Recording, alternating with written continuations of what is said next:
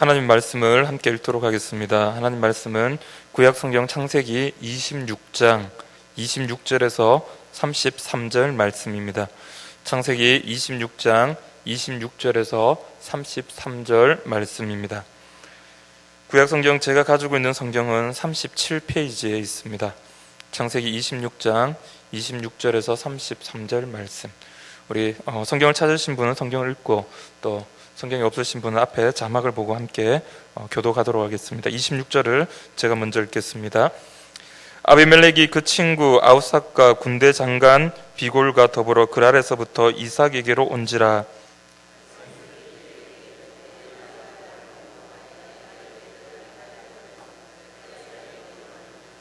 그들이 이르되 여호와께서 너와 함께 계심을 우리가 분명히 보았으므로 우리 사이 곧 우리와 너 사이에 맹세하여 너와 계약을 맺으리라 말하였노라.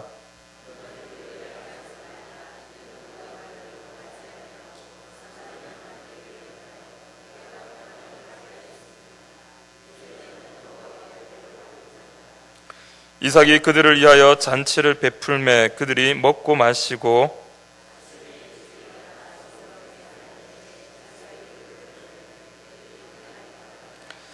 그날에 이삭의 종들이 자기들이 판 우물에 대하여 이삭에게 와서 알리어 이르되 우리가 물을 얻었나이다 하매 그가 그 이름을 세바라 한지라. 그러므로 그 성읍 이름이 오늘까지 부엘세바더라. 아멘. 예, 오늘 오후 예배 설교를 앞두고 사실 성도님들 많이 자리를 빌까 하실 것 같아가지고 좀 걱정을 많이 했습니다. 저희 강도사님들이 더 걱정을 많이 하시더라고요. 한 2시쯤인가요?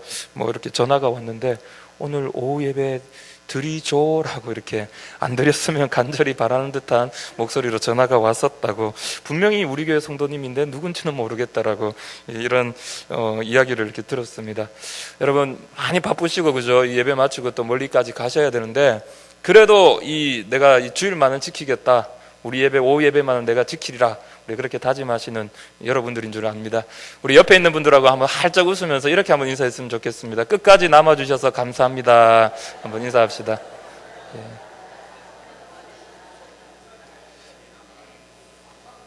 예. 감사합니다. 예.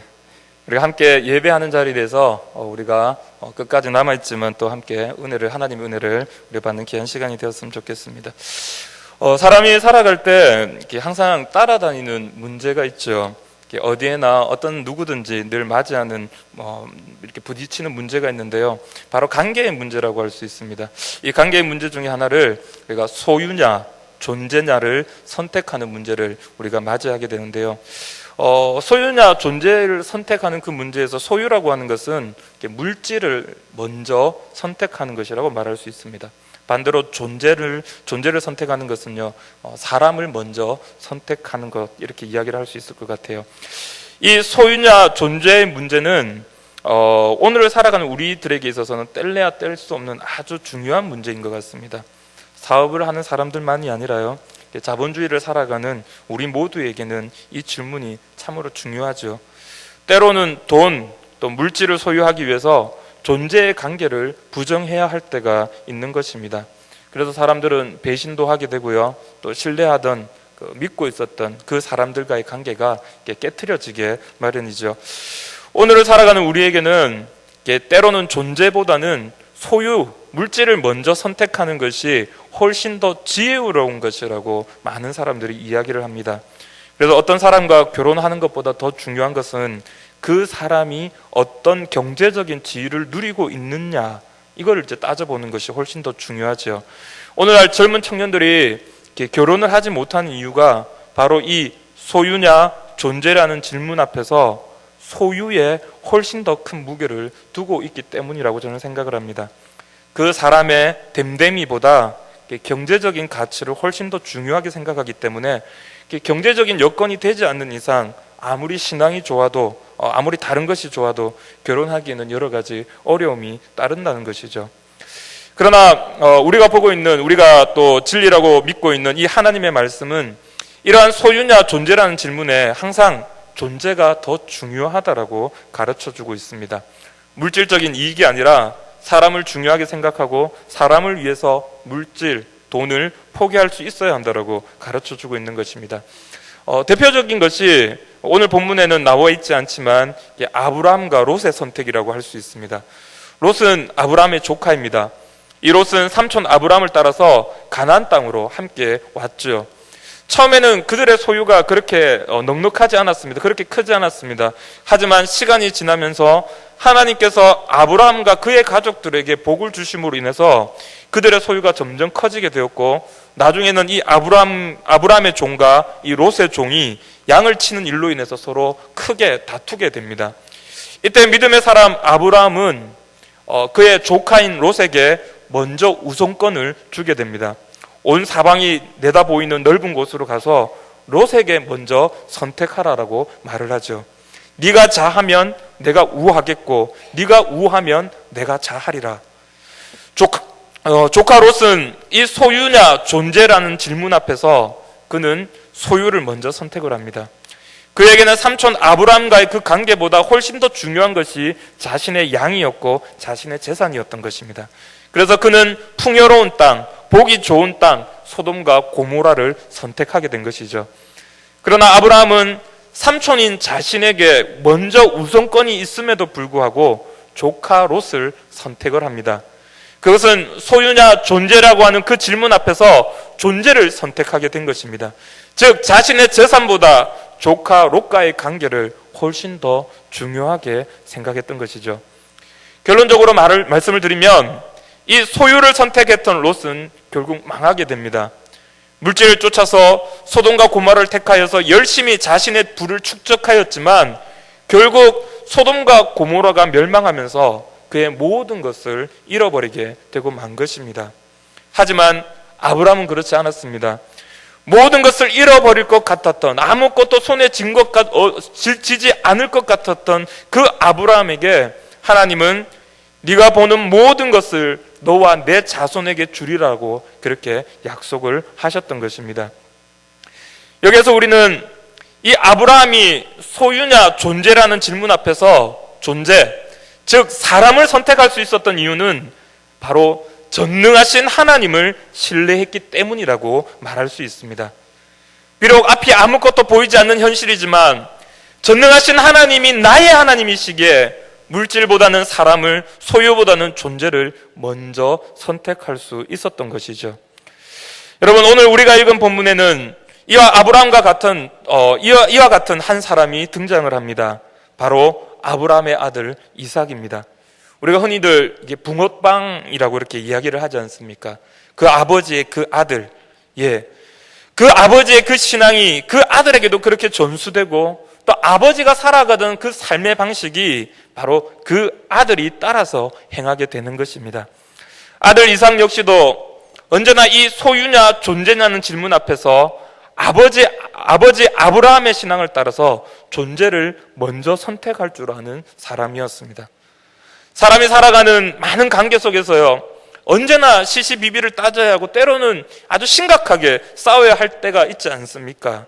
하지만 그러한 경우에도 이삭은 언제나 빙그레 웃으면서 그 싸움에서 뒤로 물러서서 자신의 것을 양보하는 그런 사람이었던 것입니다. 바로 그러한 그의 인생을 잘 보여주는 대목이 바로 오늘 우리가 읽은 본문이 포함된 이 26장 전체라고 말할 수 있습니다. 지금도 사람이 살아가기 위해서 가장 필요한 것은 바로 물입니다. 올해 장마 기간 동안 이 마른 장마가 계속되면서요, 농사를 짓는 농민들이 아주 큰 고통을 겪었지 않습니까?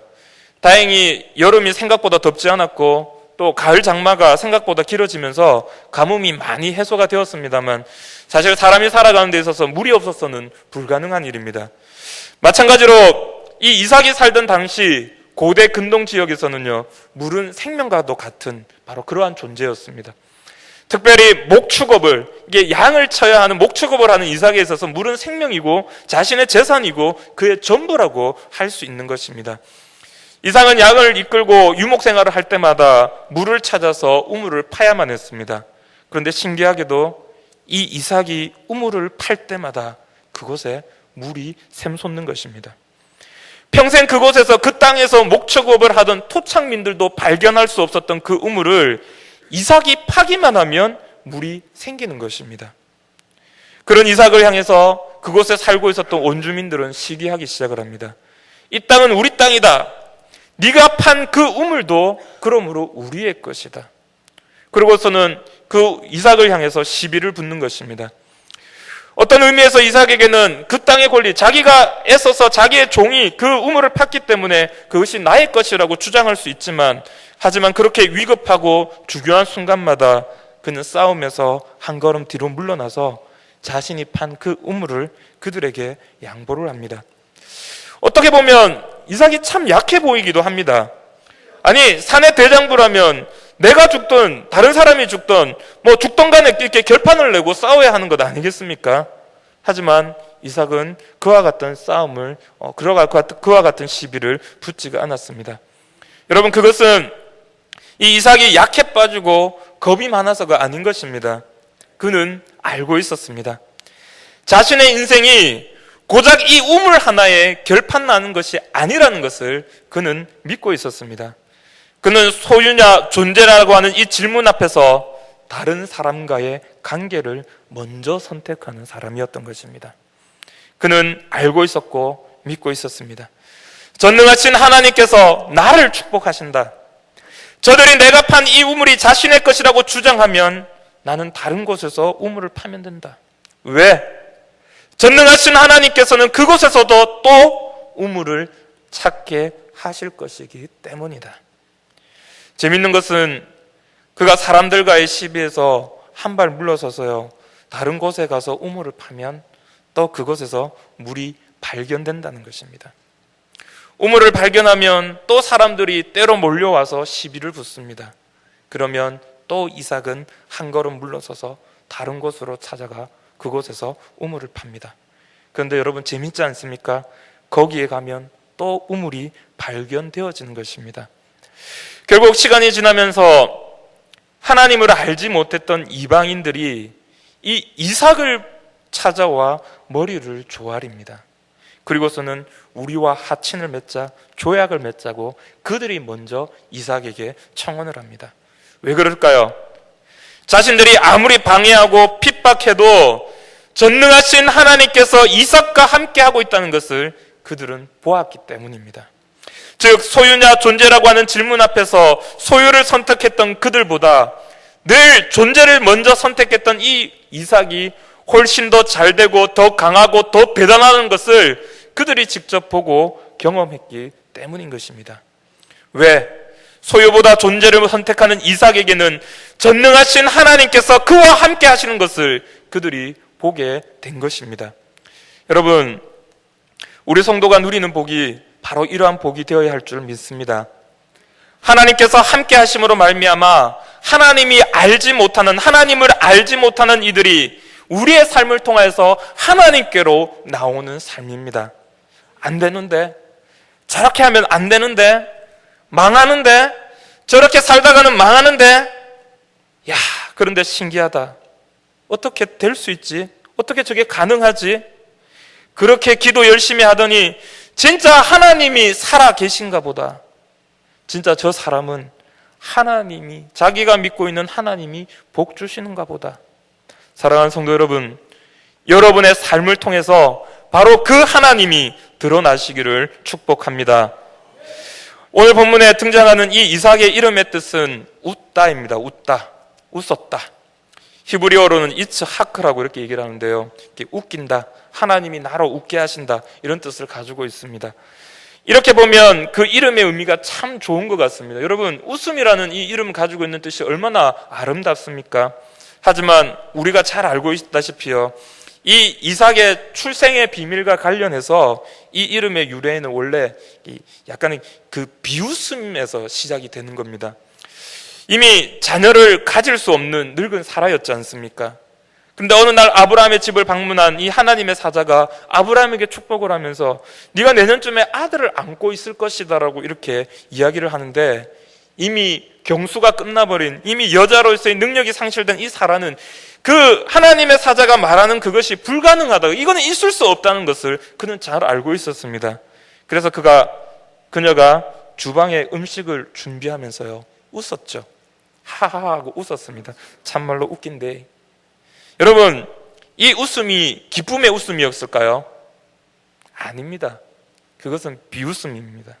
하나님의 사자, 또 다른 의미로는요, 하나님을 향한 어떤 의미에서는 비웃음이겠죠. 아이고 웃긴데 말도 안 된대. 아이고 참말로 말도 대도 안 한 헛소리나 하고 있네. 그것이 어쩌면 이 사라가 가지고 있는 마음의 의미였을 것입니다. 그런데 여러분, 그 비웃음을 하나님은 웃음으로 바꾸십니다. 이삭은 그 이름 그대로 늘 웃음의 대명사가 되는 삶을 삽니다. 왜? 하나님께서 그를 웃게 만드셨기 때문입니다. 하나님께서 그의 인생을 책임져 주셨기 때문입니다. 하나님께서 그를 위로하시고 그와 함께 하셨기 때문에 가능한 일인 것입니다. 웃는 사람 이삭, 여러분, 우리 신앙인에게도 이러한 웃음의 영성이 있어야 하겠습니다. 이삭의 인생에도 늘 어려움은 찾아왔습니다. 하지만 그는 그곳에서 하나님을 바라보면서 웃었습니다. 하나님께서 그를 웃게 하실 것을 믿었기 때문입니다. 사랑하는 성도 여러분, 하나님을 향해서 웃으십시오. 그리고 여러분과의 이해관계를 맺고 있는 수많은 사람들, 그 한 사람 한 사람들 관계 속에서 여러분 웃으시기를 바랍니다. 때로는 오해와 불미스러운 일이 발생할 수도 있습니다. 때로는 여러분은 올가매고 숨통을 쪼이는 어려움이 발생할 수도 있습니다. 때로는 경제적인 이해관계 때문에 신경이 곤두서고 중요한 판단의 기로서에서 여러분이 아주 어려운 그런 상황에 여러분이 직면할 수도 있습니다. 하지만 여러분, 웃으시기를 바랍니다. 하나님을 향해서 웃으시기를 바랍니다. 하나님께서 여러분의 인생을 책임져 주시고 하나님께서 여러분을 축복하신다는 그 사실을 여러분 기억하십시오. 그리고 소유냐 존재라고 하는 이 질문 앞에서 여러분 하나님을 신뢰함으로 존재를 먼저 선택하시길 바랍니다. 때로는 손해를 보십시오. 때로는 여러분의 이익을 포기하십시오. 그리고 그 대가로 사람을 사십시오. 하나님께서는 결국에 여러분을 책임지시고 여러분의 인생을 웃게 만드실 것입니다. 추석 명절 오랫동안 보지 못했던 친척들을 이렇게 만나는 아주 즐거운 날입니다. 사람들의 그 관계 속에서 여러분 소유보다는 존재를 선택할 수 있는 지혜로운 성도 여러분이 되시기를 바랍니다. 그래야 해서 이 즐겁고 행복한 시기 가운데 하나님의 은혜로 마음껏 웃으시는, 또 여러분과 함께하는 수많은 사람들의 관계 속에서 마음껏 웃으시는 성도 여러분이 되시기를 축복합니다. 기도하겠습니다. 참 좋으신 아버지 하나님, 은혜를 감사를 드립니다. 우리의 삶 속에서 늘 아버지 하나님 힘들고 어렵고 또 고통스러운 순간을 우리가 맞이하지만, 그러나 아버지 하나님, 하나님께서 우리를 사랑하시고 또 하나님께서 우리와 함께 하시기에 하나님께서 우리의 인생의 결론을 웃게 만드시는 줄 우리가 믿습니다. 하나님, 오늘 말씀을 통해서 믿음의 사람 그 이삭의 삶을 보면서 그가 하나님을 신뢰함으로 모든 사람들의 관계 속에서 한 발짝 양보하여 하나님 웃었던 것처럼 우리 사랑하는 대형교회 모든 성도들이 모든 사람들의 관계 속에서 하나님을 신뢰함으로 말미암아 웃을 수 있기를 하나님 바랍니다. 하나님, 우리 삶 가운데 하나님께서 은혜를 더하여 주시고 하나님 함께하여 주셔서 믿음의 사람이 다르다는 것을 하나님 우리 대형교회 성도들이 보여줄 수 있기를 원합니다. 그래야 해서 하나님께서 이들의 삶 가운데 축복하시고 하나님의 은혜를 내려주심으로 말미암아 어디서나 언제나 하나님의 복을 우리의 이웃들과 우리의 사람들과 우리의 사랑하는 가족들과 함께 나누는 우리 모든 성도들이 되게 하여 주시옵소서. 모든 것을 감사드리며 예수님의 이름으로 기도합니다. 아멘. 우리